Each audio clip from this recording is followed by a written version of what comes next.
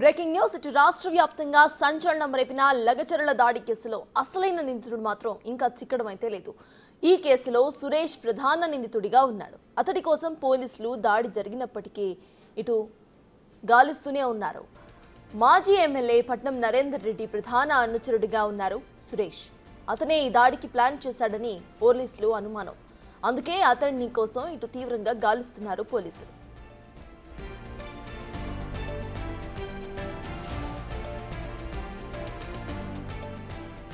వికారాబాద్ జిల్లా కలెక్టర్ ఇంకా రెవెన్యూ అధికారులపై జరిగిన దాడిలో కర్రలు రాళ్లను ఉపయోగించేలా చేసింది సురేష్ అని పోలీసులు అంటున్నారు. అయితే సురేష్ ఫోన్ ఉపయోగించకపోవడంతో అతడి ఆచూకీ ఇంకా కనిపెట్టలేకపోతున్నారు పోలీసులు. సురేష్ కోసం తెలంగాణతో పాటు మహారాష్ట్ర, కర్ణాటకలో కూడా గాలిస్తున్నారు పోలీసులు.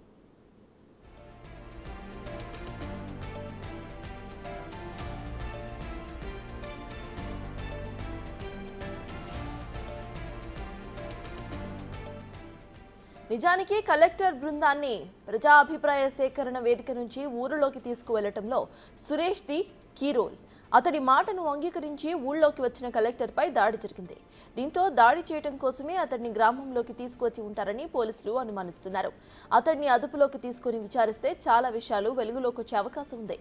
మరోవైపు ఈ కేసులో మరో 4గురిని కూడా పోలీసులు అదుపులోకి తీసుకున్నారు. దీంతో ఈ కేసులో అరెస్ట్ అయిన వారి సంఖ్య ఇప్పుడు 25కు చేరింది.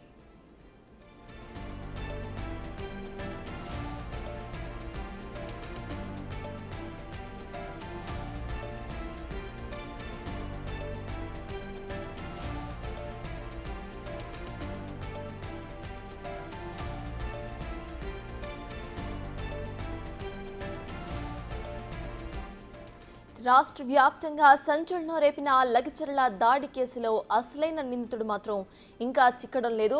సురేష్ ఈ దాడిలో కీ రోల్ ని వహించాడు.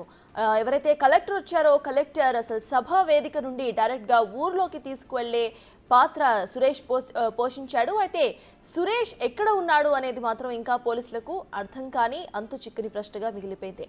సురేష్ ఫోన్ వాడకపోవడంతో సురేష్ ఆచూకీ ఇక్కడ పోలీసులు కనిపెట్టడం కష్టాంతరం అవుతుంది.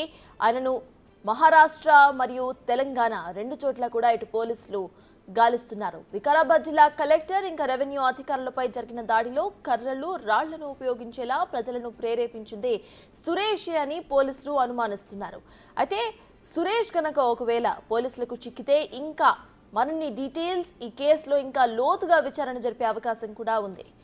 ఇప్పటి వరకు ఈ కేసుకు సంబంధించి 25 మందిని పోలీసులు అరెస్ట్ చేశారు.